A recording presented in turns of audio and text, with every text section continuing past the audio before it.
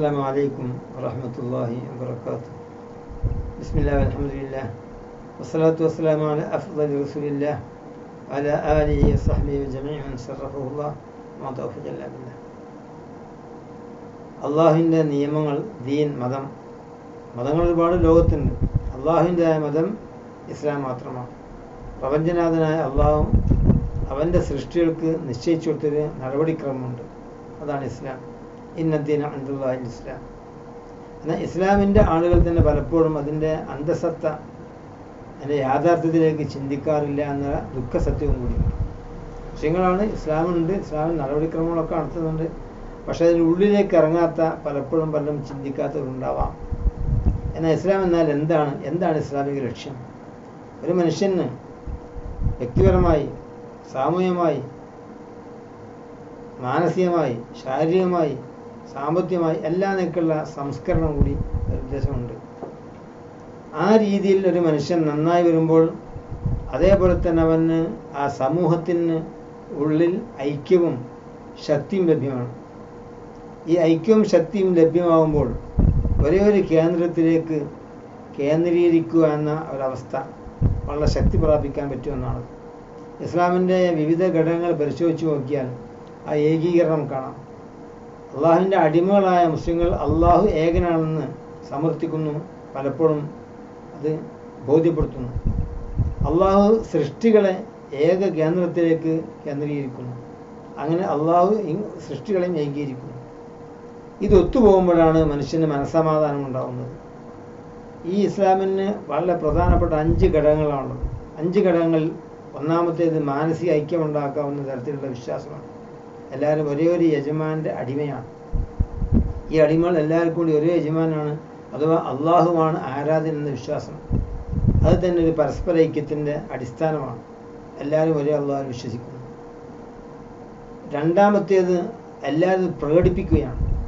ആ പ്രകടനത്തിലും ഐക്യമുണ്ട്. എല്ലാവരും ഒരേ ഒരു ഖിബലയിലേക്ക് തിരസ്കരിക്കുന്നു.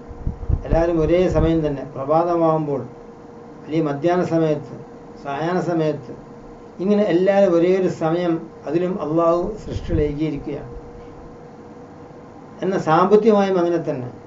പരസ്പര സംതൃപ്തി ഉണ്ടാകണമെങ്കിൽ സാമ്പത്തികമായ ചില ക്രമീകരണങ്ങൾ കൂടി നടപ്പാക്കേണ്ടതുണ്ട്. സാമ്പത്തിക സംസ്കരണം നടക്കാൻ അള്ളാഹുത്തല അത് വ്യവസ്ഥ ചെയ്തിട്ടുമുണ്ട്. ഒരേ ഖിബലയിലേക്ക് നിസ്കരിച്ചാൽ പോരാ, എല്ലാവരും ഒരേ സ്ഥലത്ത് സമ്മേളിച്ചാൽ പോരാ. ഈ സമ്മേളിക്കുമ്പോഴും ഒരേ ഭാഗത്തേക്ക് നിസ്കരിക്കുമ്പോഴുമെല്ലാം അടുത്തുള്ളവൻ മറ്റുള്ളവനോട് വൈരാഗ്യമോ വെറുപ്പോ ഉണ്ടായിക്കൂടാ. മറിച്ച് സ്നേഹം, സഹകരണം ഉണ്ടാവണം. ഒരാൾ വളരെ വയറ് നിറഞ്ഞ അവസ്ഥയിലും ഒരാൾ വെലിഞ്ഞൊട്ടിയ വയറുമായി, ഒരാൾ അന്തസ്സുള്ള വസ്ത്രം ധരിച്ച് ഒരാൾ കീറിപ്പറഞ്ഞ വസ്ത്രം ധരിച്ച്, ഇങ്ങനെയൊക്കെ പരസ്പരം ഒത്തുകൂടുമ്പോൾ അവിടെ മാനസിക ഐക്യം ഉണ്ടാവണമെന്നില്ല. അതുകൊണ്ട് തന്നെ മാനസിക ഐക്യത്തിൻ്റെ പ്രധാന ഘടകം കൂടിയാണ് സാമ്പത്തിക വിഷയം. അതുകൊണ്ട് തന്നെ ഉള്ള ആളുകൾ, അഥവാ ധനം കയ്യിൽ വല്ലതും അവശേഷിക്കുന്ന ആളുകളുണ്ടെങ്കിൽ നിശ്ചിത വ്യവസ്ഥ പ്രകാരം അതിൽ മറ്റുള്ളവർക്ക് കൊടുക്കാനുള്ള ബാധ്യത അള്ളാഹുത്തല ഇസ്ലാമിൻ്റെ ഘടകമായി വെച്ചു. അടിസ്ഥാന ഘടകമായി. ഇസ്ലാമിൻ്റെ അടിസ്ഥാന ഘടകങ്ങൾ 1 ഷഹാദത്ത്, 2 നിസ്കാരമാണ്. മൂന്നാമത്തത് പലപ്പോഴും മൂന്നാമത്തെ നിസ്കാരത്തോട് ചേർത്തുന്ന നോമ്പായി ധരിച്ചിട്ടുണ്ട്. നിസ്കാരം നോമ്പൊക്കെ ഉള്ള ആളാണ് ആ നിസ്കാരം നോമ്പൊക്കെ റെഡിയെന്ന് പറയും. നിസ്കാരം നോമ്പും എന്നല്ല എണ്ണേണ്ടത്. 1, 2 കഴിഞ്ഞാൽ 3 എണ്ണേണ്ടത്, 4 എന്നല്ല. 1, 2, 4 എണ്ണാറില്ല. എന്ന പോലെ നിസ്കാരം, സക്കാത്ത്, നോമ്പ് എങ്ങനെയാണ്? നിസ്കാരം കഴിഞ്ഞാൽ സക്കാത്താണ്. മാത്രമല്ല നിസ്കാരത്തിന് പൂർത്തീകരണം സക്കാത്ത് കൊണ്ടാണ്. അള്ളാഹുത്താല ഇണയായി പറഞ്ഞ, ഇരട്ടയായി, ജോഡിയായി പറഞ്ഞ ചില വാക്യങ്ങൾ പ്രധാനപ്പെട്ടാണ് നിസ്കാരം, സക്കാത്തും. അഖീമുസ്സലാത്ത ആതു സക്കാ, അഥവാ നിസ്കാരം മാത്രം ഒരാൾ ചെയ്തു, സക്കാത്ത് കൊടുക്കാൻ ബാധ്യസ്ഥനായിരിക്കെ കൊടുത്തില്ലെങ്കിൽ ആ നിസ്കാരം പൂർണ്ണമല്ല, സ്വീകാര്യമല്ല. സക്കാത്ത് കൊടുത്തു നിസ്കരിക്കുന്നില്ലെങ്കിലോ ആ സക്കാത്തും സ്വീകാര്യമല്ല. മറ്റൊരു ക്ലാസ്സിൽ ഞാൻ പറഞ്ഞിരുന്നു, അനിഷ്കുർലി വലിയ വാലിദേക്ക്, എനിക്ക് നന്ദി കാണിക്കണം നിന്റെ മാതാപിതാക്കൾക്കും. ഒന്നുകൊണ്ട് മാത്രം പൂർണ്ണമായില്ല, 2 കൂടിയെങ്കിലേ പൂർണ്ണമോ.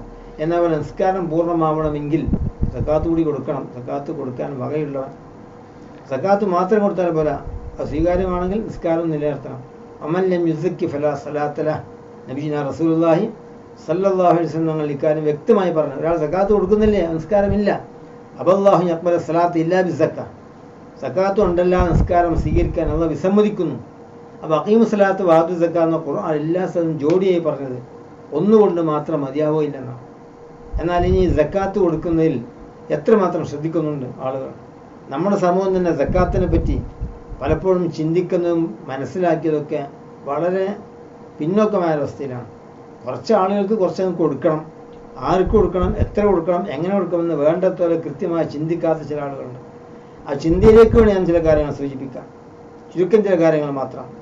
ഈ എല്ലാ സംഗതികളും ഏകീകരണത്തിലേക്കും ഐക്യത്തിലേക്കും സൂചിപ്പിക്കുമ്പോൾ കിട്ടുന്ന ആൾക്ക് ഒരു ഉപകാരപ്രദമായ ഒരു സഹായം ഉള്ളവന് ലഭിക്കുമെന്ന് മാനസികമായി സ്നേഹമുണ്ടാക്കുന്ന വിഷയമാണ്. ഇനി എങ്ങനെയാണ് സാമ്പത്തിക സംസ്കരണം? ഒരു നിശ്ചിത തുക അളവ് ഒരു വർഷം മുഴുവൻ കൈവശം വെക്കുന്നവർ തന്നെ അതിന് 2.5% അഥവാ 40% നിശ്ചിത അവകാശികൾക്ക് കൊടുത്തു വിട്ടണം. അവർ വന്ന് വാങ്ങിക്കൊണ്ടുപോകണമെന്നല്ല, അവർ ഇങ്ങോട്ട് യാചിക്കാൻ വരണമെന്നല്ല. ഇവൻ്റെ ബാധ്യതയാണ് ആ സമ്പത്തിനെ സംസ്കരിക്കൽ, അഥവാ 40% മാത്രം. 40% എന്ന് പറയുമ്പോൾ വേഗത്തിൽ ഗ്രഹിക്കാം. 40 രൂപ കൈവശമുള്ളൊരുത്തന് 1 രൂപ കൊടുത്താൽ ബാക്കി 39 ഇവനല്ലേ. 100 റുപ്യ കയ്യിലൊരുത്തന് 97 ഉറുപ്പ്യയും ഇവൻ്റെ തന്നെ. അതിന് 100 റുപ്യ കയ്യിലൊന്നും കൊടുക്കണമെന്ന് പറയുന്നില്ല. 595 ഗ്രാം വെള്ളിക്ക് സമാനമായ ധനം ഒരുത്തൻ്റെ കൈവശം ഒരു വർഷം തികച്ചുമുണ്ടായാൽ അവൻ നിർബന്ധമായി അതിൻ്റെ സംസ്കരണം നടത്തേണ്ടവനാണ്, അവ ശുദ്ധീകരിക്കണം. ഈ സ്വത്ത് ശുദ്ധീകരിക്കാനുള്ള പ്രക്രിയയാണ് സക്കാത്ത് ദാനം. സക്കാത്തിൻ്റെ അർത്ഥം തന്നെ ഒന്ന് സംസ്കരണം എന്നാണ്, മറ്റൊന്ന് വളർച്ച എന്നാണ്. സക്കാത്ത് കൊടുത്ത് സ്വത്തിനെ സംസ്കരിക്കുമ്പോൾ അതിന് ശുദ്ധമായ വളർച്ച ഉണ്ടാകും. 2 അർത്ഥത്തിലുള്ള യോജിപ്പുണ്ട് വിഷയവുമായി. എന്നാൽ സക്കാത്ത് കൊടുക്കേണ്ടത് എങ്ങനെയാണ്? സമ്പത്തിന് ഒരു വർഷം തികച്ചും അവൻ്റെ കൈവശത്തിൽ, അവൻ്റെ ഉടമസ്ഥതയിൽ ഒരാൾ കടം കൊടുത്തതാണ്. എപ്പോൾ വേണമെങ്കിലും ലഭ്യമാണ്, കിട്ടുമെന്ന് ഉറപ്പുള്ള ധനമാണെങ്കിൽ അവൻ്റെ കൈവശമുള്ളതിന് സമാനമാണ്. ഉദാഹരണം, ഒരാളെ ബാങ്കിൽ ഡിപ്പോസിറ്റ് ഉണ്ട്, എപ്പം എഴുതിയാലും ചെക്ക് എഴുതിയാൽ കിട്ടും, ആവശ്യപ്പെട്ടാൽ കിട്ടുന്ന പണമാണ്, എൻ്റെ കയ്യിലുള്ള പോലെ തന്നെയാണ്, കയ്യിൽ തന്നെ വേണമെന്നില്ല.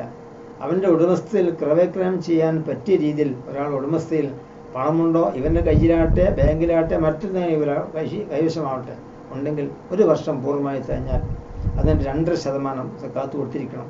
അഥവാ 100 റുപ്യക്ക് 2.5 ഉറുപ്പ്യ വീതം. എന്നാൽ ഇപ്പോൾ ഏതാണ്ട് 20,000 ഉറുപ്പ്യൻ്റെ മേലെ. അതാത് കാലത്ത് വെള്ളിയുടെ നിലവാരം, സ്വർണത്തിൻ്റെയും വെള്ളിൻ്റെയും വില മാറ്റം വരുന്നത് കൊണ്ട് കൃത്യമായ ഒരു സമയത്ത് പറയാൻ കഴിയില്ല. ഒരാൾ കച്ചവടം തുടങ്ങിയിട്ട് അറബി വർഷപ്രകാരം അഥവാ സഫർ 5-നാണ് കച്ചവടം തുടങ്ങിയതെങ്കിൽ അടുത്ത സഫർ 4 ഒരു കൊല്ലം പൂർത്തിയായി. ജനുവരി ടു ഡിസംബർ അല്ല. അറബി വർഷം, അറബി മാസത്തിൽ എന്നാണോ കച്ചവടം തുടങ്ങിയത് തൊട്ടടുത്ത വർഷം അതിൻ്റെ തലേ ദിവസം ഒരു വർഷം പൂർണ്ണമായി. അതാണ് ഉദാഹരണം. സഫർ 5-ന് ഒരാൾ കച്ചവടം തുടങ്ങിയാൽ അടുത്ത വർഷം സഫർ 4 ഒരു വർഷം പൂർത്തിയായി. ആ സമയത്ത് അവൻ്റെ കച്ചവടത്തിൽ എത്രമാത്രം ധനമുണ്ട്? ഒന്ന്, നിലവിലുള്ള ചരക്കുകൾ ആകെ വിലക്കെട്ടി. കച്ചവട സംബന്ധമായി ആ വിഷയത്തിലുള്ള പൈസ അവൻ്റെ കൈവശമുള്ളത് കിട്ടുമെന്ന് പ്രതീക്ഷകളിൽ കിട്ടാനുള്ള പൈസയും അവൻ്റെ കച്ചവട ധനമായി കണക്കൂട്ടും. അത് ടോട്ടൽ അതിൻ്റെ 40 രൂപ സക്കാത്ത് കൊടുക്കണം. അത് കൊടുക്കുന്നുണ്ട് പലരും. ധാരാളം കച്ചവടക്കാർ കൃത്യമായ സക്കാത്ത് കൊടുക്കുന്നവർക്ക് അല്ലാഹു തആല അഭിവൃദ്ധി, നല്ല സന്മനസ്, സന്തോഷം പ്രദാനം ചെയ്യട്ടെ. എന്നാൽ പല ആളുകളും ദുഃഖകരമെന്ന് പറയട്ടെ, സക്കാത്തിൻ്റെ വേർതിരിവില്ലാതെ വരുന്നവർക്കൊക്കെ എന്തെങ്കിലുമൊക്കെ കൊടുക്കാം. സക്കാത്ത് എന്തെങ്കിലും ആർക്കെങ്കിലും കൊടുത്താൽ പോരാ. ഒന്നതിന് അവകാശികൾക്കായിരിക്കണം. രണ്ടാമത് കൊടുക്കുമ്പോൾ നിയ്യത്ത് വേണം. ഇനി കൊടുക്കുമ്പോൾ നിയ്യത്ത് ചെയ്യാൻ പ്രയാസമാണ്. കാരണം സക്കാത്ത് അവൻ്റെ സമ്പത്ത് നീക്കി വെക്കുകയാണ്. ഒരാൾ 10,000 ഉറുപ്പ്യ നീക്കി വെച്ച് തന്നെ സക്കാത്ത് നിയ്യത്ത് ചെയ്യണം. തന്നെ സക്കാത്താണ് കൊടുക്കാനുള്ളതാണ്. അല്ലെങ്കിൽ കൊടുക്കുമ്പോൾ നിയ്യത്തണം, ഞാൻ സക്കാത്ത് കൊടുത്തു വിട്ടാണ്. അല്ല ആർക്കെങ്കിലും എന്തെങ്കിലുമൊക്കെ കൊടുത്ത് കുറകാലം ഇതിൻ്റെ സക്കാത്തായിരുന്നു എന്ന് പറയാൻ പറ്റില്ല. ആ കൊടുക്കുന്നതിന് പള്ളിക്കോ മദ്രസക്കോ ഏതെങ്കിലും മുസാഫിറുകൾക്കോ എത്തിങ്ങാനൊക്കെ കൊടുത്തുകൊണ്ട് സക്കാത്ത് വീടുകയില്ല. സക്കാത്ത് അല്ലാഹു തആല ഖുർആനിൽ 8 അവകാശികളാണ് പറഞ്ഞത്. ആ 8 ഇന്നില്ല. അനവധി ഇമാമുകൾ പറഞ്ഞു 6 വിഭാഗങ്ങളും. ഒന്നുകൂടി പറഞ്ഞാൽ ഈ സമയത്ത് ഈ കാലത്ത് 4 വിഭാഗം ആളുകളുള്ളൂ. അതിന് എല്ലാ പ്രദേശത്തു നിന്നും 4 വിഭാഗം ഉണ്ടാവുകയില്ല. ചില പ്രദേശത്ത് 3 വിഭാഗമേ ഉണ്ടാവും. ആരൊക്കെയാണ്? അല്ലാഹു തആല പറഞ്ഞു, ഇന്നമ സദഖാത്തു ലിൽ ഫുഖറാ വൽ മസാകീൻ വൽ ആമിലീന അലൈഹാ വൽ മുഅല്ലഫത്തി ഖുലൂബുഹും വഫിർ റിഖാബ് വൽ ഖാരിമീൻ ഫീ സബീലില്ലാഹി വബ്നിസ് സബീൽ. ഇത് ആരൊക്കെയാണ് നമ്മുടെ നാട്ടിലുള്ളത്? നമ്മുടെ നാട്ടിൽ ഇന്ന് ലോകത്ത് തന്നെ 8 ദേശമില്ല. ഒരു വസ്തുതയാണ്. ഉണ്ടായിരുന്നു, ഇന്ന് ഈ കാലത്തില്ല. അത് പണ്ഡിതന്മാർ സമ്മതിച്ച് പറഞ്ഞതാണ്. എല്ലാവരും സുസമ്മതരായി പറയുന്നു ഇന്ന് 8 വിഭാഗമില്ല. തഫ്സീറിലെ ഗ്രന്ഥങ്ങളിലൊക്കെ പരിശോധിച്ചാൽ കാണാം. എന്നാൽ നിലവിലുള്ള നമുക്കിടയിലുള്ള 4 വിഭാഗം. ഒന്ന് ഫക്കീറാണ്, ജീവിക്കാനൊരു ഗതിയുമില്ലാത്തവൻ, അതാണ് ഫക്കീർ. സമ്പത്തില്ല, തൊഴിലുമില്ല, തൊഴിലിന് സാധ്യതയില്ല, അവന് സക്കാത്ത് കൊടുക്കല്ല മറ്റൊന്ന് മാർഗമാണുള്ളത്. മറ്റൊന്ന് മിസ്കീൻ. മിസ്കീൻ എന്നാൽ തൊഴിൽ അല്ലെങ്കിൽ മുതലൊക്കെ ഉണ്ട്, പക്ഷേ വളരെ ചുരുങ്ങിയ രീതിയിൽ അവന് പൂർണ്ണമായി ജീവിക്കാൻ കഴിയുള്ളൂ. അഥവാ അവൻ്റെ ആവശ്യങ്ങൾ നിറവേറ്റാൻ വകയില്ല. അവന് ജോലിയുണ്ട്, ശമ്പളമുണ്ട്, പക്ഷെ അതിലേറെ അവന് ബാധ്യതയുണ്ട്. ഉദാഹരണമായി പറഞ്ഞാൽ ഒരാൾക്ക് അവന് 4,000 രൂപ മാസം കിട്ടും, അവന് മക്കളെ പഠിപ്പിക്കാൻ അവന് കഴിയില്ല, അവൻ്റെ ഒരുപാട് ബാധ്യതകളുണ്ട്, ഉമ്മ രോഗിയാണ്, അല്ലെങ്കിൽ വാപ്പ അസുഖക്കാരനാണ്, അങ്ങനത്തെയും. അങ്ങനെ ഒരാൾ വന്നാൽ അവനെ പറ്റി മിസ്കീൻ എന്ന് പറയും. ഞാൻ തെറ്റിദ്ധരിക്കാതിരിക്കാനാണ് അങ്ങനെ തന്നെ വ്യക്തമായി പറയുന്നത്. ജോലിയുണ്ട്, ശമ്പളമുണ്ട്, പക്ഷേ മിസ്കീനാണ്, അതായത് തികയുന്നില്ല. എന്നാൽ ആർഭാടത്തിന് തയ്യാത്തതിനെ പറ്റി എല്ലാം നാം മിസ്കീൻ എന്ന് പറയുന്നത്. ആർഭാടത്തിന് തയ്യാത്തവരുണ്ട്, ഓരോ കല്യാണത്തിനും പ്രത്യേകം ഡ്രസ്സ് എടുക്കുന്നവരുണ്ട്, ഫാൻസി സാധനങ്ങൾ തരം നോക്കി മാറ്റി വാങ്ങുന്നുണ്ട്. അവർക്ക് മിസ്കീന് എന്ന് പറയാൻ പറ്റില്ല. അപ്പോൾ ഫക്കീർ തീരെ ഗതിയില്ലാത്തവൻ, മിസ്കീൻ ഗതിയുണ്ട് പക്ഷെ ഒരിക്കലും ആവശ്യത്തിന് തയ്യാത്തവൻ. ഈ 2 വിഭാഗം എല്ലാ നാട്ടിലുണ്ട്. മറ്റൊന്ന് കടക്കാരനാണ്. ഖുർആൻ അല്ലാഹു തആല വൽ ഗാരിമീൻ, കടക്കാരൻ. കടത്തിൽപ്പെട്ട ആളെന്ന് പറഞ്ഞാൽ ദൂർത്തടിക്കാൻ വേണ്ടി കടം വാങ്ങി, വീട് 2ഉം 3ഉം തട്ടാക്കാൻ വേണ്ടി ബാങ്കിൽ നിന്ന് ലോൺ എടുത്തു, ആളുകളോട് കടം വാങ്ങി. മേലോട്ട് ഉയർത്തേണ്ട അനിവാര്യമാണെങ്കിൽ ശരി, പക്ഷേ അലങ്കാരത്തിന് വേണ്ടി അത് മാർബിൾ പതിച്ചു, ഗ്രാനൈറ്റ് പതിച്ചു, അതിനേക്കാളപ്പുറം വർണ്ണാഭമായ രീതിയിൽ അവൻ അലങ്കരിച്ചു, അതിന് കടപ്പെട്ടാൻ അവൻ കടക്കാരെന്ന് പറയാൻ പറ്റില്ല. കടക്കാരെന്ന് പറഞ്ഞാൽ ജീവിതത്തിന് കുടുങ്ങിയിട്ട് കടം വാങ്ങിയവൻ. ഒന്ന്. രണ്ട് പാർട്ടിക്കിടയിൽ അല്ലെങ്കിൽ 2 വ്യക്തികൾക്കിടയിൽ വലിയ കുഴപ്പമുണ്ടാകുമ്പോൾ അതിന് മസ്ലഹത്താക്കാൻ വേണ്ടി അവൻ കുറച്ച് ശ്രമങ്ങൾ നടത്തേണ്ടി വന്നു, മറ്റാളുകളെ സഹായം തേടേണ്ടി വന്നു, അതിന് കുറേ പണം ചെലവായിപ്പോയി മസ്ലഹത്തിന് വേണ്ടി. ഒരാൾ നാട്ടിലെ ഒരു കമ്മിറ്റി ഏറ്റെടുക്കേണ്ടി വന്നു, നിർവാഹമില്ലാതെ ഏറ്റെടുത്തപ്പോൾ അവൻ എല്ലാവരും സഹകരിക്കുമെന്ന് വിചാരിച്ചു. പക്ഷേ അവൻ ചില കാര്യങ്ങളൊക്കെ ക്രമേക്രമങ്ങൾ പള്ളിപ്പണി എടുപ്പിച്ചു, മദ്രസാ പണിയൊക്കെ എടുപ്പിച്ചു. കുറച്ച് കഴിഞ്ഞ് നോക്കുമ്പോൾ ആരും കടം വീട്ടാൻ തയ്യാറായില്ലെങ്കിൽ അവന് ഈ സക്കാത്തിൻ്റെ വസ്തുവിൽ നിന്ന് സ്വീകരിക്കാം. അത് കടക്കാരനാണ്. ഇനി സ്വന്തം ആവശ്യങ്ങൾ കടം വാങ്ങി, അനിവാര്യമായ ഘട്ടത്തിൽ കടം വാങ്ങിയതാണ് ഈ പറയുന്നത്, അവന് വീട്ടാനൊരു മാർഗവുമില്ല. ചില ആളുകൾ വാങ്ങിയിട്ടുണ്ട്, അവന് 10 സെൻറ്റ് അപ്പുറം 20 സെൻറ്റ് അപ്പുറം ടൗണിൽ 4 സെൻറ്റ് മറ്റ് 2 ഏക്കർ 1/2 ഏക്കർ, എന്നിട്ട് അവന് കടമെന്ന് പറയാൻ പറ്റില്ല. അത് അവന് സ്വത്ത് വിറ്റാൽ മതി. വലിയ വീടെടുത്തൊരാൾ വീട് അലങ്കരിച്ചു, ആ വീട് വിറ്റിട്ട് അവന് പറ്റിയ വീടെടുത്ത് താമസിക്കും, അവന് കടക്കാരൻ അംഗീകരിക്കില്ല. അഥവാ സക്കാത്ത് വാങ്ങാൻ പറ്റിയ കടക്കാരനല്ല. എന്നാൽ ഫക്കീർ, മിസ്കീൻ, കടക്കാരൻ, ഈ 3 നമ്മുടെ നാട്ടിൽ എപ്പോഴും ഉണ്ടാകുന്നു. പിന്നെ മറ്റൊന്ന് ഇബ്നു സബീൽ, യാത്രക്കാരൻ. ഒരാൾ നാട്ടിൽ നിന്ന് യാത്ര പുറപ്പെട്ടു, അവൻ്റെ ആവശ്യത്തിന് വേണ്ടി യാത്ര പുറപ്പെട്ടതാണ്. അവൻ വണ്ടികാരി, വഴിയിലെത്തിയപ്പോൾ അവന് പോക്കറ്റടിക്ക് വിധേയമായി, അല്ലെങ്കിൽ കൊള്ളസംഘത്തിൻ്റെ നാശത്തിൽ പെട്ടു.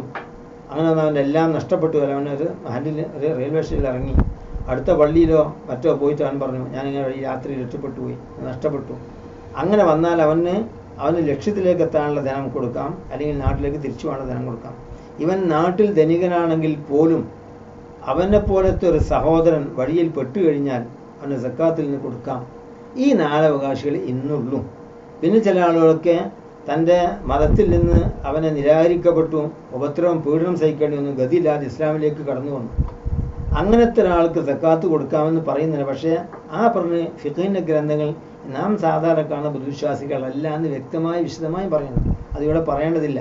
ഇസ്ലാമിലേക്ക് വന്ന ഒരാൾ സ്വന്തം സമൂഹത്തിൽ നിന്ന് വളരെ പീഡനങ്ങൾ അനുഭവിച്ചു, രക്ഷയില്ലാന്നപ്പോൾ മറ്റു മതത്തിലേക്ക് കയറി വന്നു. ഇസ്ലാമിലേക്ക് വന്നെങ്കിൽ മുസ്ലിങ്ങൾ അവൻ്റെ സഹോദരന്മാരായി കാണുമ്പോൾ സക്കാത്ത് കൊടുക്കാം. പക്ഷേ ഇന്ന് അങ്ങനെ വരുന്ന ആളുകൾ ഫക്കീറോ മിസ്കീനോ ഇനത്തിൽപ്പെടും, ആ നിലക്ക് കൊടുക്കാം. ഇങ്ങനെ ഈ 4 വിഭാഗമേ ഇന്നുള്ളൂ നമ്മുടെ ഇടയിൽ. പിന്നെ യോദ്ധാക്കളും മറ്റും പറയുന്ന വേറെ ചില വിഷയങ്ങളുണ്ട്. അത് ഇസ്ലാമിക ഖിലാഫത്തിൻ്റെ ഇസ്ലാമിക ഖലീഫ അയക്കുന്ന യോദ്ധാക്കളെ കുറിച്ചാണ്. പിന്നെ അതിന് വേണ്ടി പ്രവർത്തിക്കുന്നവരെന്ന് പറയുന്നുണ്ട്.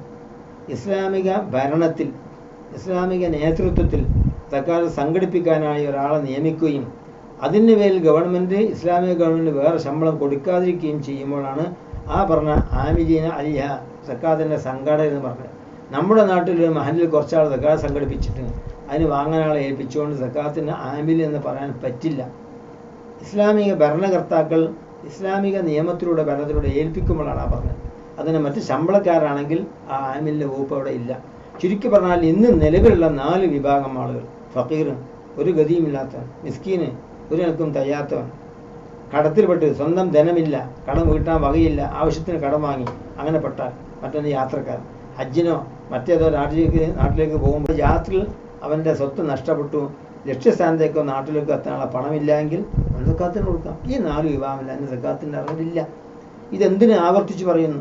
പല ആളുകളും ഏതെങ്കിലും പണ്ഡിതന്മാരെ വേഷം ധരിച്ചോ അല്ലെങ്കിൽ റസീവർമാരെ വേഷം കെട്ടിയോ ഏതെങ്കിലും വന്ന് നമ്മൾ ഫക്കീറാണ്, അജ്മീർ ഫക്കീറാണ്, നാവൂർ ഫക്കീറാണൊക്കെ പറഞ്ഞു തന്നാലും ഇത് ഫക്കീറാന്ന് വിചാരിച്ച് സക്കാത്ത് കൊടുക്കാൻ പറ്റില്ല. സക്കാത്ത് ആവുകയില്ല. സക്കാത്ത് ആവണമെങ്കിൽ ഈ 4 വിഭാഗത്തിൽപ്പെട്ടവരാവണം. നേരത്തെ 8 ആയിരുന്നു, ഇന്ന് നിലവിലില്ലാത്തതുകൊണ്ടാണ്, നമുക്കിടില്ലാത്തതുകൊണ്ടാണ് 4 വിഭാഗം എന്ന് പറഞ്ഞത്. ചുരുക്കി പറഞ്ഞാൽ സക്കാത്ത് കൊടുക്കുമ്പോൾ ഞാൻ എൻ്റെ സക്കാത്തിൻ്റെ മുതൽ കൊടുത്തു വീട്ടാണ് നിയത്തുമാണ്. സക്കാത്ത് കൊടുക്കുമ്പോൾ ചിലർക്ക് എപ്പോഴും ഓർമ്മയില്ലെങ്കിൽ സക്കാത്തിൻ്റെ എമൗണ്ട് വേറെ തന്നെ മാറ്റി വെക്കുക, സക്കാത്ത് എടുത്ത് അതിൽ നിന്ന് കൊടുക്കുക. അങ്ങനെ വന്നാൽ സക്കാത്ത് ശുദ്ധമാകും. ഇനി വാങ്ങുന്നവരോ അതും ശ്രദ്ധിക്കേണ്ടതുണ്ട്. സക്കാത്തിന് യഥാർത്ഥ അർഹനല്ലാതെ കിട്ടുന്നതല്ലേ എന്ന് വാങ്ങി വെക്കാൻ പാടില്ല. ആരെങ്കിലും ആൾ റമദാൻ മാസമല്ലേ പള്ളിയിലൊക്കെ എപ്പോഴും വരാറുണ്ട്, 500-1000 രൂപ എടുത്തു കൊടുത്തു, അൽഹംദുലില്ലാഹ് കിട്ടിയതാട്ടെന്ന് പറഞ്ഞാൽ അവൻ ഏറ്റവും വലിയ അക്രമമാകും. കാരണം ജീവിക്കാൻ തൊഴിലുണ്ടെങ്കിൽ, ജീവിക്കാൻ മിതമായി ഒരുവിധം ഒത്ത രീതിയിൽ ജീവിക്കാൻ, പുറത്ത് മാന്യത പോകാത്ത രീതിയിൽ ജീവിക്കാൻ ആവശ്യമായ, അഥവാ അവൻ്റെ ഭക്ഷണത്തിനും ആവശ്യമായ ചികിത്സക്കും ഒക്കെ വഴിയുണ്ടോ? സക്കാത്ത് വാങ്ങരുത്. സക്കാത്ത് വാങ്ങി സക്കാത്ത് അതിന് സ്വീകരിക്കൽ സഹിയല്ല. കൊടുത്തവൻ്റെ സക്കാത്ത് കൂടുകയുമില്ല. കൊടുത്തവൻ അറിയാതെ പെട്ടതാണെങ്കിൽ അവന് പക്ഷേ രക്ഷപ്പെട്ടേക്കാം. വാങ്ങിയവൻ അവൻ്റെ സമ്പത്ത്, അവൻ്റെ ശരീരം, കുടുംബം ചീത്തയാവും. ഒരിക്കൽ ഇബ്നു ഉമർ ചോദിക്കപ്പെട്ടു, ആ ബാലു സദഖ, ഈ സക്കാത്തിൻ്റെ സ്വത്തിന് സ്ഥിതി എന്താണ്? ഷെറുമാലിൻ എന്നാ പറയുക. ഷെറുമാലിൻ മാൽ ഉംജാനിൽ കുസ്റാനിൽ ഉർജാൻ, അത് അന്ധനെയും മുടന്തനെയും വികലിൻ്റെയും അവകാശമാണ്. ഷെറുമാലിൻ എന്ന് പറഞ്ഞെങ്കിൽ സക്കാത്തിൻ്റെ മുതലാണെന്ന് വിചാരിച്ച്, ഞാൻ അർഹനാണെന്ന് വിചാരിച്ച് നിത്യം തൊഴിലും ജീവിക്കാൻ മാർഗവും ഒരുവിധം ഒത്തുപോകുന്ന ഒരാൾ സക്കാത്ത് വാങ്ങി എന്തതിനെ പറ്റി പറഞ്ഞു? ഷെറുമാലിന, ദുഷ്ടമായ സമ്പത്താണ്. അത് അന്ധനെയും മുടന്തനെയും വികലിനെയും അവകാശമാണ്. അത് ആർക്കെങ്കിലും കിട്ടിയൊക്കെ വാങ്ങാൻ പറ്റിയല്ല. അതുകൊണ്ട് സക്കാത്ത് വാങ്ങുന്നവരും ശ്രദ്ധിക്കണം, ഞാൻ യഥാർത്ഥ അവകാശിയാണോ? ഫിത്ർ സക്കാത്ത് ഓരോ വീട്ടിലും മറ്റേ വീട്ടിലേക്ക് കൊടുത്തയക്കുമ്പോൾ സക്കാത്ത് ഞാൻ വാങ്ങാൻ അവകാശിയാണോ? ആ സക്കാത്തില്ലാത്ത എനിക്ക് ജീവിക്കാൻ മാർഗമില്ല. എൻ്റെ ഭർത്താവ് അല്ലെങ്കിൽ എൻ്റെ പിതാവ് അല്ലെങ്കിൽ ഞാൻ അത്യാവശ്യമൊക്കെ വകയുണ്ട്, ആളുകൾ നിനക്ക് അതിന് ജോലിയിൽ നിന്ന് വകയുണ്ടെങ്കിൽ വേണ്ട, അത് എന്നെക്കുള്ള ആവശ്യമായ ആളുകൾക്ക് അത് കൊടുത്തേക്കെന്ന് പറഞ്ഞുകൊണ്ട് അത് നിരാകരിക്കാം. അത് മോശമല്ല. സക്കാത്ത് എന്നാൽ വാങ്ങൽ നിർബന്ധമില്ല. ഇനി വാങ്ങൽ അനിവാര്യമായതൊന്ന് വിഷയം കൂടി പറയാം. സമ്പത്ത് ഒരാൾക്ക് ദാനം ചെയ്യുമ്പോൾ സദഖ, ഹദിയ, സക്കാത്ത് 3 തരത്തിലാണ്. പലതരത്തിലുണ്ട്. അതിൽ ചുരുക്കത്തിൽ നമുക്കിടയിൽ നടക്കുന്ന ദാനം ഒന്ന് സദഖയാണ്, മറ്റൊന്ന് ഹദിയാണ്, മറ്റൊന്ന് സക്കാത്താണ്. സദഖ എന്ന് പറഞ്ഞാൽ ആൾ പാവല്ലേ, വളരെ വിഷമിച്ചിരിക്കും എന്ന ധാരണയിൽ ആൾ സദഖ കൊടുത്തു. സത്യത്തിൽ അയാൾ പ്രയാസപ്പെട്ട ആളല്ലെങ്കിൽ അയാൾക്ക് വാങ്ങാൻ പാടില്ല. ഞാനൊരാളെ കണ്ട് അയാൾ സാധുവാണ്, പാവമാണെന്ന് വിചാരിച്ചു, സത്യത്തിൽ അയാൾ പാവമല്ല, അയാൾക്ക് വാങ്ങാൻ പാടില്ല. വാങ്ങിയാൽ അയാൾക്ക് ക്രയവിക്രയം അധികാരമല്ല എന്ന ഫിഖിന്റെ നിയമം. ഇനി ഒരാൾ അങ്ങനെ കൊടുത്തു, അയാൾ ധരിച്ചതാണെങ്കിൽ അയാൾക്ക് തിരുത്താൻ പറ്റി, അയാൾ ധനികനായിരുന്നു അല്ലെങ്കിൽ സാധുവിനെ മനസ്സിലാക്കി അയാൾ സക്കാത്ത് വേറെ കൊടുത്തിരിക്കണം, അയാളേക്കൊന്ന് പറ്റിയെങ്കിൽ തിരിച്ചു വാങ്ങാം. എന്നാൽ ഹദിയ എന്ന് പറഞ്ഞാൽ സദഖ കൂലിയുള്ള കാര്യമാണ്, വളരെ പുണ്യമുള്ള കർമ്മമാണ്, അർഹരായ ആൾക്കാർ കൊടുക്കുന്നതെങ്കിൽ. ഇനി ഹദിയ എന്ന് പറഞ്ഞാലോ, ഒരാൾ സ്നേഹപൂർവ്വം അവന് ഇഷ്ടപ്പെട്ട ഒരാൾക്ക്, ഒന്നെങ്കിലും ഗുരുനാഥൻ, അയാളുടെ സ്നേഹിതന്, അല്ലെങ്കിൽ അവൻ്റെ മുതലാളിക്ക്, അല്ലെങ്കിൽ അവൻ്റെ സഹായം ചെയ്ത ഒരാൾക്ക് നന്ദിയായി ഒരാൾക്ക് കൊടുക്കുക, അതിന് ഹദിയ എന്ന് പറയും. ഒരാൾ ഹജ്ജിന് പോകാൻ വേണ്ടി വളരെ സഹായങ്ങളൊക്കെ ചെയ്തു കൊടുത്തു. ഇവൻ പാവപ്പെട്ടൊന്നുമല്ല, ഹജ്ജിന് പോകാൻ വേണ്ടി സഹായം ചെയ്തു. ഹജ്ജ് കഴിഞ്ഞ് വരുമ്പോൾ ഇയാൾക്കൊരു വിലപ്പെട്ട ഒന്നിന് സംസം, അല്ലെങ്കിൽ ഹദിയ, കാരക്ക, അല്ലെങ്കിൽ അതുപോലത്തെ ഓരോ സാധനം കൊണ്ടുകൊടുത്തു, അതിന് ഹദിയ എന്ന് പറയും. അല്ലെങ്കിൽ അയാൾ വിദേശത്തേക്ക് പോകുമ്പോൾ സഹായം ചെയ്ത ഒരാളോ അതുവരെ സഹായിച്ചിരുന്ന ആളോ ആണെങ്കിൽ വിദേശത്ത് വരുമ്പോൾ അയാൾക്ക് എന്ത് വാൻ വീസോ ഷർട്ട് വീസോ അല്ലെങ്കിൽ സ്പ്രേ അത്ര അതൊക്കെ കൊടുത്ത് അത് ഹദിയ എന്ന് പറയും. അത് സ്വീകരിക്കണം, നിരസിക്കാൻ പാടില്ല. എന്നാൽ സക്കാത്ത് എന്ന് പറഞ്ഞാൽ ഇങ്ങനെ ഒരിക്കലും വാങ്ങാൻ പറ്റില്ല. അവൻ്റെ സ്വത്തിൻ്റെ അഴുക്കാണ്, അവൻ്റെ സ്വത്തിൻ്റെ അഴുക്ക് കഴുകിക്കളയാണ്. സക്കാത്ത് ദാനം റമദാൻ മാസവുമായി ഒരു ബന്ധവുമില്ല. സക്കാത്ത് എന്നാണോ സമ്പത്തിൻ്റെ വർഷം തികയുന്നത് അന്നാണ് സക്കാത്ത് കൊടുക്കേണ്ടത്. ഇനി റമദാൻ മാസമാണെങ്കിൽ റമദാനിന് കൊടുക്കാം, പക്ഷെ റമദാൻ മാസത്തിലല്ലോ സാധാരണ കച്ചവടം തുടങ്ങാറില്ല. ഇനി ഒരാൾ അങ്ങനെ ഒരു ഹോട്ടൽ ഏതായാലും റമദാനിൽ തുടങ്ങൂല, ഒരാൾ ബിസിനസ് തുടങ്ങിയെന്ന് വിചാരിക്കുക, റമദാനിൽ കൊടുക്കാം. ഇനി ഒരാൾ ഷവ്വാലോ ദുൽഖഅദിലോ ദുൽഹജ്ജിലോ സക്കാത്തിൻ്റെ സമ്പത്ത് തുടങ്ങിയതെങ്കിൽ അയാൾക്ക് റമദാനിൽ കൊടുക്കാം. പക്ഷെ ഉപാധിയുണ്ട്, ഞാൻ എൻ്റെ സക്കാത്ത് മുൻകൂട്ടി കൊടുക്കുക എന്നുള്ള നിയ്യത്തോടെ കൊടുക്കാം. മറ്റൊരു ഉപാധിയും കൂടി അതിനുണ്ട്. ഒരാൾ സക്കാത്ത് കൊടുത്തു, റമദാൻ 2 മാസം കഴിഞ്ഞിട്ടേ നിർബന്ധമാകുന്നുള്ളൂ, അതിന് സക്കാത്ത് മുൻകൂട്ടി കൊടുക്കാമെന്ന് കരുതി സക്കാത്ത് കൊടുത്തു, അയാൾ വാങ്ങി. പക്ഷേ സക്കാത്ത് നിർബന്ധമാകുന്നത് ദുൽഹജ്ജിലാണെങ്കിൽ അന്ന് അയാൾ ജീവിച്ചിരിക്കണം, മുസ്ലിമായിരിക്കെ ജീവിച്ചിരിക്കണം, ഈ സക്കാത്തിന് അർഹനും കൂടി ആയിരിക്കണം. എന്നാൽ ഒരാൾ അന്നേക്ക് മരിച്ചുപോയി, സത്യത്തിൽ സക്കാത്തിൻ്റെ വിഹിതം വേറൊരാൾ സ്ഥാനത്ത് വാങ്ങിപ്പോയി, തിരിച്ച് വേറൊരാൾക്ക് കൊടുക്കണം. അല്ലെങ്കിൽ അന്നേക്ക് ഒരാൾ ധനികനായി മാറിപ്പോയി, അയാളിൽ നിന്ന് കിട്ടുമെങ്കിൽ ആ സക്കാത്ത് ഇങ്ങോട്ട് തന്നെ വാങ്ങിയിട്ട്, അല്ലെങ്കിൽ ഇവൻ്റെ കയ്യിൽ നിന്ന് അത്ര എമൗണ്ട് വേറെ ആൾക്ക് കൊടുത്തിരിക്കണം. അപ്പോൾ സക്കാത്ത് മുൻകൂട്ടി കൊടുക്കാൻ റമദാനിൽ കൊടുക്കുന്നതിന് കുഴപ്പമില്ല, പക്ഷേ അതിന് സക്കാത്ത് മുൻകൂട്ടി കൊടുക്കാൻ നെയ്യത്ത് മനസ്സിൽ കരുത്തുണ്ടാവണം, അങ്ങനെ കൊടുക്കുക. ഇനി കൊടുക്കുന്ന കൂട്ടത്തിൽ നേരത്തെ പറഞ്ഞ കൂട്ടത്തിൽ മറ്റൊരു ശ്രദ്ധിക്കേണ്ടതുണ്ട്, ഏതെങ്കിലും ആർക്കെങ്കിലും കൊടുത്താൽ പോരാ. ഇപ്പം പള്ളിയിൽ ഇമാമിന് ശമ്പളം കൊടുക്കേണ്ട കൂട്ടത്തിൽ ഒരാൾ വല്ല സക്കാത്ത് തന്നെ കൂടെ തിരികിയിട്ട് അയാൾ ഒരുപക്ഷെ അയാൾ വിചാരിച്ചു എൻ്റെ സക്കാത്ത് ഇല്ലാണ്ട് പോട്ടെന്ന്. പറ്റില്ല, സക്കാത്തായി തന്നെ കൊടുക്കണം. സേവനദിനം നമ്മൾ കൊടുക്കേണ്ട ബാധ്യതയോ മാമൂലും അനുസരിച്ച് കൊടുക്കുന്ന സക്കാത്ത് എന്നതിന് ചുളിവിൽ വെക്കാൻ പറ്റില്ല. ഒരാൾ ദ്വേർക്കാൻ വിളിച്ചു, സാധാരണ ആൾ ദ്വേർക്കാൻ വിളിച്ച് അയാൾക്ക് നമ്മൾ എന്തെങ്കിലും കൊടുക്കുമെങ്കിൽ അത് ചുളിവിൽ സക്കാത്ത് ഉണ്ടാകാൻ കൊടുക്കാൻ, അങ്ങനെയാണെങ്കിൽ പിന്നെ പറയണം സക്കാത്താന്ന് പറയണം. അത് ചില ആൾ പറയില്ല, അയാളെ ആചാരവും അയാളെ മാമൂല് നടത്തുമാണ്, ഉള്ളിലൂടെ സക്കാത്ത് നടത്തുമാണെന്നുള്ള ശരിയല്ല. എന്നപോലെ സക്കാത്ത് തന്ത്രപരമായി കിട്ടാനുള്ളത് ആളെ അയൽക്കാണ്ട് വരവെച്ചോടെ ഞാൻ എടുക്കാൻ പറ്റില്ല. ഒരാൾ 1000 റുപ്യ തരാനുണ്ട്, അയാൾക്ക് 1000 റുപ്യ ആ സക്കാത്തേക്ക് ഗയിക്കാന്ന് വിചാരിക്കാൻ പറ്റില്ല. അതൊന്നിക്കൽ അയാളോട് വാങ്ങിയിട്ട് അല്ലെങ്കിൽ അയാൾ 1000 റുപ്യ കൊടുത്തിട്ട് പിന്നെ വേണമെങ്കിൽ തരാനുള്ള പൈസ തരണമെന്ന് ആവശ്യപ്പെടാം, പെടണമെന്നല്ല. എന്നാലും തരാനുള്ള പൈസയിലേക്കെന്ന് വിചാരിച്ച് മനസ്സുകൊണ്ട് തള്ളാൻ പറ്റില്ല. മറ്റൊന്ന് സാദാത്യങ്ങൾ തങ്ങന്മാർക്ക് സക്കാത്ത് കൊടുക്കാൻ പറ്റില്ല. എന്തുകൊണ്ട്? തങ്ങന്മാർക്ക് സക്കാത്ത് കൊടുക്കാൻ പറ്റില്ല. നബി സല്ലല്ലാഹു അലൈഹി വസല്ലം പറഞ്ഞു, ഇന്നമാ ഹിയ ലാ തഹ്ലിലു മുഹമ്മദി വലാലിയായി ഇന്നമാ ഹിയ ലൗസാഖുൻ നാസ്. ഈ സക്കാത്ത് എന്ന ജനങ്ങളിൽ അഴുക്കാണ്, അത് മുഹമ്മദിനും കുടുംബത്തിനും പറ്റിയതല്ല. കാരണം നല്ല അന്തസ്സും വ്യക്തിത്വമുള്ള മാന്യതയുള്ള ആളുകൾക്ക് സക്കാത്ത് വാങ്ങരുത്, കൊടുക്കരുത്. കാരണം സക്കാത്ത് ജനങ്ങളുടെ അഴുക്കാന്ന് പറഞ്ഞല്ലോ. നമ്മൾ ഡ്രസ്സിൽ അഴുക്കായി, കുട്ടി മൂത്രമൊഴിച്ചു, അല്ലെങ്കിൽ എന്തോ മണ്ണായി ചളിയായി, അതിൽ ബക്കറ്റിലിട്ട് കുറേ വെള്ളത്തിൽ കരുതി നന്നാക്കി കരുതിയതിന് ശേഷം ഒന്ന് ഒലിമ്പെടുത്ത് നോക്കുമ്പം ആ വെള്ളത്തിൽ അഴുക്കുണ്ട്. നമ്മളത് മാന്യമായ ആൾക്ക് കൊടുക്കുമോ? കുടിക്കാൻ പറ്റുമോ? കുടുങ്ങിയാൽ കുടിക്കാം, അതെന്തിനാണ് പറയുന്നത്? പിന്നെ എന്തിനാണ് സക്കാത്ത് എന്ന് ചില ആൾ ചോദിച്ചേക്കാം. എന്നാൽ അവന് സക്കാത്ത് എന്തിനുള്ള? അതേ സക്കാത്ത് കുടിക്കാനുള്ളതാണ്. കുടുങ്ങിയാൽ അവന് അഴുക്കും പറ്റും, പന്നിയിറച്ചും പറ്റും. പന്നിയിറച്ചി ഹറാമല്ലേ? ഒരാൾ ജീവൻ പോവുകയാണെങ്കിലും പന്നിയിറച്ചി ഹലാലാവും എന്ന പോലെ അത്രമാത്രം. അതുകൊണ്ടല്ലേ ഇബ്നു മർവാൻ പറഞ്ഞത് മാൽ ഉമിയാനിൽ ഖുസ്ഹാനുൽ ഉർജാൻ, അന്ധൻ്റെയും മുടന്തൻ്റെയും വികലിന്യം സ്വത്താണ്. എന്നാൽ അന്തസ്സായി ജീവിക്കുന്ന, അത്യാവശ്യം ജീവിക്കാൻ മാർഗമുണ്ട്. സ്വന്തമായ മക്കളെ കൊണ്ടോ ഭർത്താവിനെ കൊണ്ടോ ജീവിക്കാൻ, ഒരുവിധം ജീവിക്കാൻ മാർഗമുള്ള ആൾ ഇനി സക്കാത്തുമായി നടക്കുകയോ സക്കാത്ത് വാങ്ങി സ്വീകരിക്കുകയോ ചെയ്യാൻ പാടില്ല. സാദാത്യങ്ങളെ പ്രത്യേകം ആദരപൂർവ്വം നമ്മൾ കാണേണ്ടതാണ്. സാദാത്യങ്ങളെ സക്കാത്ത് കൊടുക്കാൻ പറ്റില്ല, കൊടുത്താൽ സക്കാത്ത് വിടുകയുമില്ല. സാദാത്യങ്ങൾ അള്ളാഹുവിൻ്റെ റസൂലിൻ്റെ കുടുംബമാണ്, ആ പരമ്പരയാണ്. സമൂഹത്തെ നിയന്ത്രിക്കേണ്ടവരാണ്, ആജ്ഞാശക്തിയോടെ അവർ ജീവിക്കേണ്ടതാണ്. ജനങ്ങൾക്ക് ഉപദേശം കൊടുക്കേണ്ട ആളുകൾ കൈ കാണിച്ച് സക്കാത്ത് വാങ്ങിയാൽ അവരുടെ വ്യക്തിത്വത്തിൻ്റെ ആ പ്രഭ നഷ്ടപ്പെടും. അതുകൊണ്ട് തങ്ങന്മാർക്കും കൊടുക്കാൻ പറ്റില്ല. കുടുംബക്കാർക്ക് കൊടുത്തുകൂടെ പല ചിന്തിക്കാർ കൊടുക്കാം. കുടുംബത്തിൽപ്പെട്ട ആൾ സക്കാത്തിന് അർഹനാണെങ്കിൽ കൊടുക്കാം. കുടുംബമായതുകൊണ്ട് സക്കാത്തിന് അവകാശിയാവുന്നില്ല. പിന്നെ പലപ്പോഴും സംഭവിക്കുന്ന വിദേശത്തുള്ള കച്ചവടക്കാർ, വിദേശത്ത് സക്കാത്ത് കൊടുക്കുന്ന ആൾ പലപ്പോഴും നാട്ടിലേക്ക് അയക്കാറുണ്ട്. സക്കാത്തിൻ്റെ സ്വത്ത് എവിടെയാണോ ആ പരിസരത്താണ് കൊടുക്കേണ്ടത്. സക്കാത്തിൻ്റെ കച്ചവടമാണെങ്കിൽ സക്കാത്തിൻ്റെ സമ്പത്തിൻ്റെ സ്രോതസ് എവിടെയാണോ അവിടെ സക്കാത്ത് കൊടുക്കേണ്ടത്. ഒരാൾ ഗൾഫിൽ നിന്ന് കച്ചവടം ചെയ്യുന്നു, സൂപ്പർ മാർക്കറ്റുകാരനാണ്. അവൻ്റെ റമദാനാകുമ്പോൾ ഉദാരമായ റമദാൻ നമ്മൾ പറയുന്നേ ഉള്ളൂ. കൊല്ലം കഴിയുമ്പോഴാണ് ആ സംഖ്യ എല്ലാം തട്ടിക്കൂട്ടി ഒക്കെ വരിഞ്ഞ് കെട്ടിയിട്ട് നാട്ടിൽ സക്കാത്ത് നാട്ടിലാണ് കൊടുത്തു. ചെയ്യാൻ സക്കാത്തിന് നിയമം അനുസരിച്ച് പറ്റില്ല. പ്രത്യേകിച്ച് ഷാഫി മദ്ഹബിൽ തീരെ പറ്റില്ല. എന്തുകൊണ്ട്? ഒരാൾ സക്കാത്ത് സാമൂഹ്യമായ ഗുണം, സാമൂഹ്യമായ സഹകരണമൊക്കെ അതിൽ ഉദ്ദേശിക്കുന്നുണ്ട്. ഇവൻ ഗൾഫിൽ നിന്ന് ജീവിക്കുന്ന സമയത്ത് ഇവൻ എന്തെങ്കിലും സംഭവിച്ചു പോയാൽ, അവന് ക്ഷീണം ബാധിച്ചു, ബോധം കെട്ട് വീണു, അല്ലെങ്കിൽ സമ്പത്തിന് നേരെ കൊള്ളസംഘം വന്നു, ആരാണ് അവിടെ തടുക്കാനും പ്രതിരോധിക്കാനും ഉണ്ടാവുക? ഇവനോടൊന്ന് പള്ളിയിൽ സക്കാത്ത് ചോദിക്കുമ്പോഴൊക്കെ അവൻ നാട്ടിൽ കൊടുക്കുന്നു, നാട്ടിൽ കുട്ടികളെ കെട്ടിക്കാൻ കൊടുത്തിട്ടുണ്ട്, പള്ളി എടുക്കാൻ കൊടുത്തെന്ന് പറഞ്ഞാൽ പറ്റില്ല. അഥവാ അവന് ഗൾഫിൽ കച്ചവടത്തിന് നേരെ നാശമോ തീപിടുത്തമോ മറ്റോ സംഭവിച്ചാൽ, അതിന് ബോധം കെട്ട് വീണാൽ, ചില വില്ലന്മാർ പറയില്ലേ അവിടെ കിടന്നോട്ടറാ, അവൻ സക്കാത്തൊക്കെ നാട്ടിൽ കൊണ്ടുപോയി കൊടുക്കുന്നില്ലേ, നാട്ടിൽ നാൾ വന്ന് തീ കൊടുത്തോട്ടെ, അല്ലെങ്കിൽ നാട്ടിൽ നാൾ വന്ന് ആശുപത്രി കൊണ്ടുപോട്ടെ പറഞ്ഞാൽ ഉചിതമാണോ? അല്ല. അവിടെ സ്നേഹം പരസ്പരം ഉണ്ടാകണമെങ്കിൽ സാമ്പത്തിക ബന്ധം കൂടി അതിൻ്റെ കാരണമാണ്. അപ്പോൾ ഒരാളിൽ നിന്ന് ആവശ്യത്തിന് സഹായം കിട്ടുമ്പോഴാണ് തിരിച്ച് സഹായിക്കാനും തോന്നുക. അതാണ് സക്കാത്തിൻ്റെ യഥാർത്ഥ ലക്ഷ്യം. അല്ലാതെ സക്കാത്ത് എന്ന് പറഞ്ഞാൽ കുറേ സമ്പത്തിൻ്റെ ഒരു 40 അംശം എടുത്ത് ഒരാൾക്ക് ആർക്കെങ്കിലും കൊടുക്കുക എന്നല്ല. ആർക്കെങ്കിലും കൊടുത്താൽ പറ്റില്ല. അർഹരായ ആളുകൾക്ക് തന്നെ സക്കാത്ത് കൊടുക്കാൻ പറ്റുള്ളൂ.